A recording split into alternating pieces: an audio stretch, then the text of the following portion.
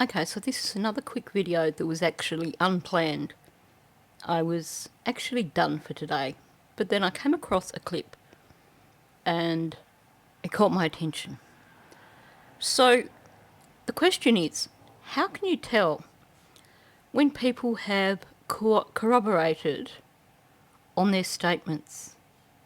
In other words, when people have basically come up with a narrative together. A few things, you get the we statements so often throughout. We did this, then we did this, and then we did this. Because they basically worked on the narrative together, so because it is a joint project, all the action comes out as we did this.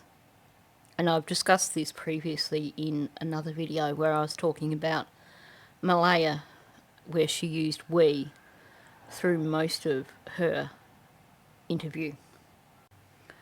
Another thing that you may see is identical timelines, in that one person doesn't remember one thing that the other person doesn't remember, but the narrative that they give is going to agree in terms of they're going to have all the same things occurring in the same sequence. And then there's the language. Now, when you ask two people to give an account of something, everyone sees things differently. Everyone perceives things in a different way based on their own personal experiences, based on so many variabilities. So when you have two people giving a narrative and using the same language, then that is a red flag. So look at it this way.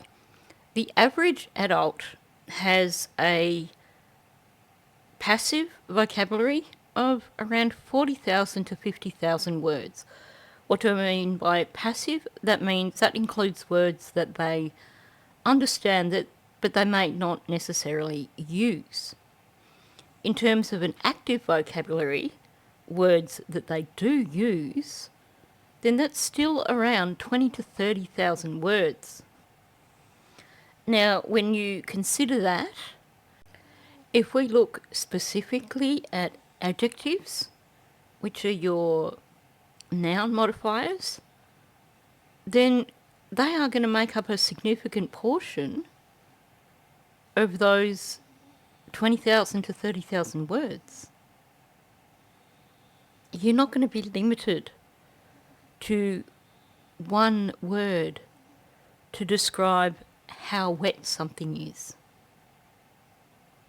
There's countless ways of describing how wet something is or how cold something is.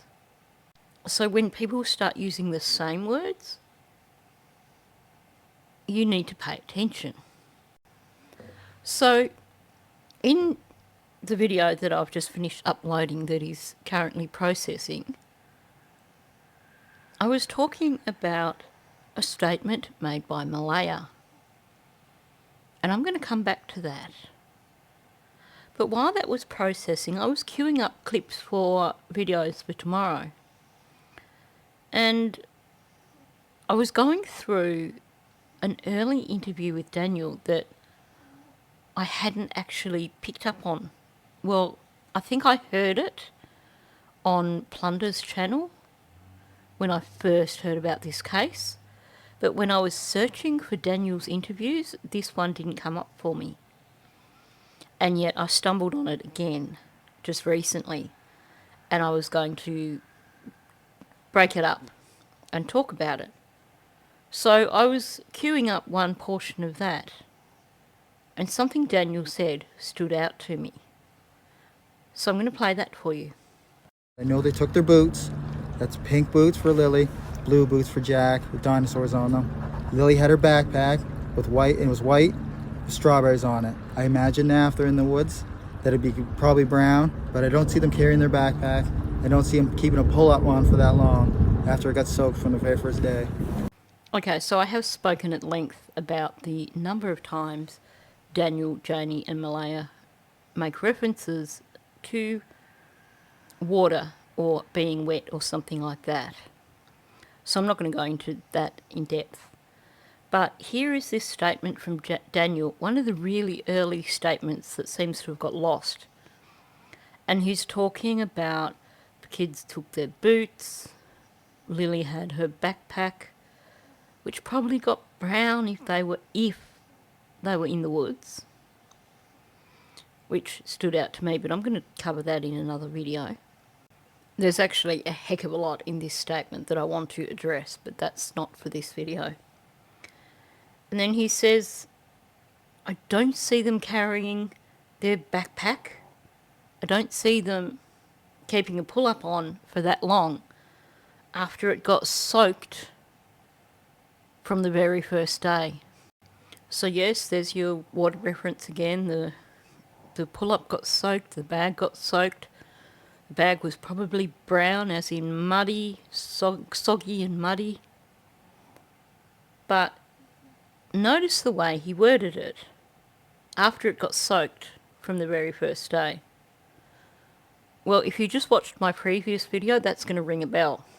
It's been raining and they're probably soaking wet, but with the sun today, I'm hopeful that they are feeling warm.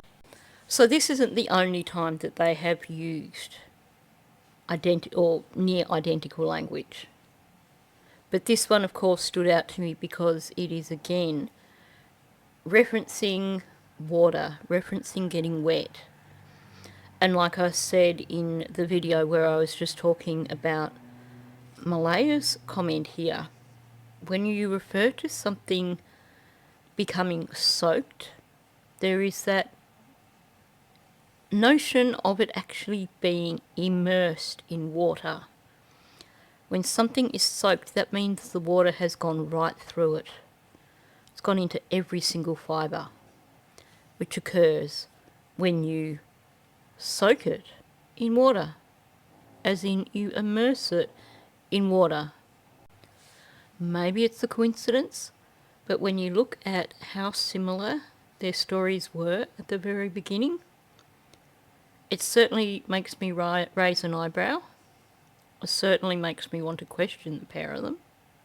And when you look at it in the context of the multiple references to water that we hear from them, then that's even more alarming. And I guess the thing that I wonder about is, had things not gone pear-shaped and Malaya had basically exited stage left so very early on in the case, would they have continued to share a narrative? And would we have not had Daniel coming out saying all this stuff that basically gave the game away? It seems like at the very beginning, when the children first went missing, Daniel and Malaya were on the same page and were prepared to share the same story. Malaya did a runner, and Daniel decided to use that to try and make Malaya look guilty. Problem is, it backfired, and backfired on Janie when she got involved too. So in actual fact, he's just made the three of them look all the more guilty. But, like I said, this is one example of multiple instances where we've heard very similar stories or very similar language from Malaya and Daniel. And it certainly makes you question if this is a shared narrative that they had at the very beginning.